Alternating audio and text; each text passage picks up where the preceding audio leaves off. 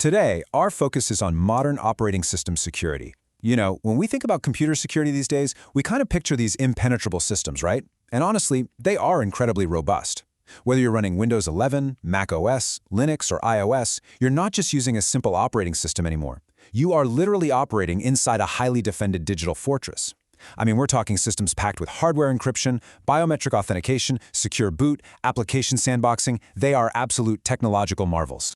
But, okay, that brings us to a massive multi-billion-dollar question. If our operating systems are stronger than ever, why are major corporations, governments, and critical infrastructure still being hacked?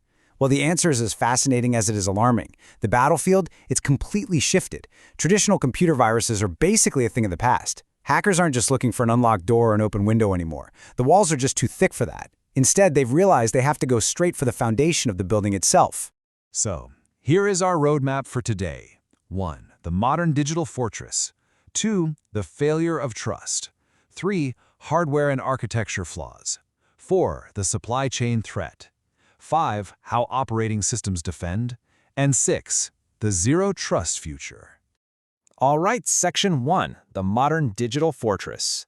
Look, the days of just installing some traditional antivirus software and thinking, okay, I'm completely safe, are totally over. Today, this cyber war is being fought way, way deeper. Attackers are actually digging into the very architecture of modern operating systems. They're targeting the kernel, the firmware, the hardware, and the software supply chain. These 4 areas, they're the absolute bedrock of your device. If an attacker compromises these, well, everything built on top of them, your apps, your encrypted files, your antivirus, all of it becomes completely irrelevant. Moving on to Section 2, the failure of trust. Okay, so let's talk about BYOVD, or Bring Your Own Vulnerable Driver. Every modern OS has a core component called the kernel. The kernel is the boss, the absolute highest authority in the system. It controls memory, hardware access, all the security decisions. If an attacker breaches the kernel, game over. They own the machine. But getting in there is incredibly hard.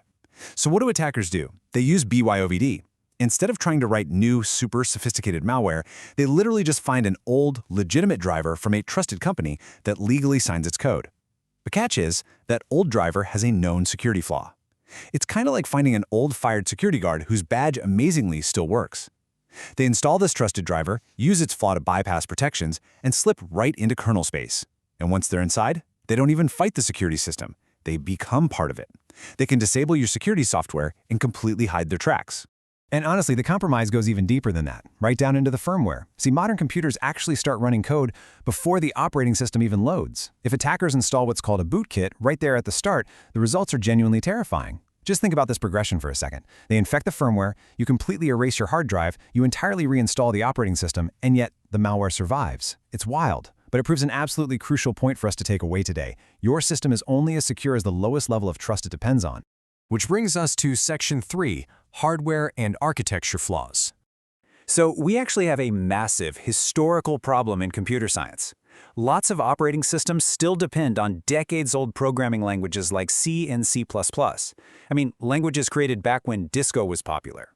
Now, they are incredibly powerful for controlling hardware, don't get me wrong, but they require programmers to manually manage memory. That means a single human mistake can cause things like buffer overflows, memory leaks, or use after free errors, which basically just opens the door for attackers to execute malicious code. Thankfully today, the industry is shifting toward modern, memory-safe alternatives like Rust. These newer languages actually prevent a lot of these memory problems by design, rather than just crossing our fingers and hoping a programmer doesn't make a typo. But, hold on, what if the software is absolutely perfect? Well, that's where hardware flaws come in. Think about the infamous Spectre vulnerability. This actually attacks modern CPU designs. See, processors use this neat trick called speculative execution. They basically guess what you're going to do next to save time and speed things up. Well, Spectre abuses that exact prediction system. It tricks the physical processor into blurting out private data during that guessing process. We're talking passwords, private keys, the whole shebang. So the big takeaway here is this. Your operating system software might be a perfectly secure lockdown fortress, but the physical hardware sitting right underneath it, it can still leak your secrets. Let's look at Section 4, the supply chain threat. You know, modern operating systems are not just built in a vacuum by a single team. They actually rely on an absolutely massive network of trust. We're talking millions of lines of code, open-source libraries, third-party drivers, external tools. It's a lot. But here's the thing. Trust creates opportunity. An attacker doesn't need to hack millions of personal computers one by one anymore. No way. They just need to compromise one developer, one code library, or one official software update. If they pull that off, their malicious code gets distributed right through official channels. Your security tools will probably just let it run because, hey, it looks perfectly legitimate.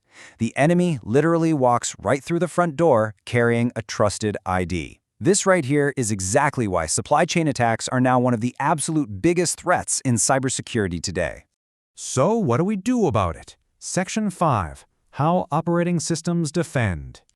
Okay, so how do we actually fight back? Well, let's map modern architectural defenses directly to the attacks we were just talking about. Say an attacker tries a firmware attack. The OS uses secure boot and TPM chips to verify the bootloader hasn't been tampered with before the computer even turns on. What about a malicious app?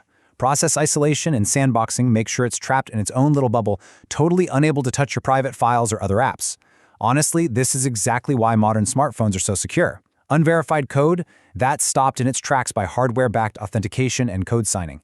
And to prevent that devastating kernel breach we mentioned earlier, modern systems use virtualization-based security to completely separate the critical system functions from your normal, everyday applications. Even system administrators have limited power over these protected areas now. It's seriously smart stuff.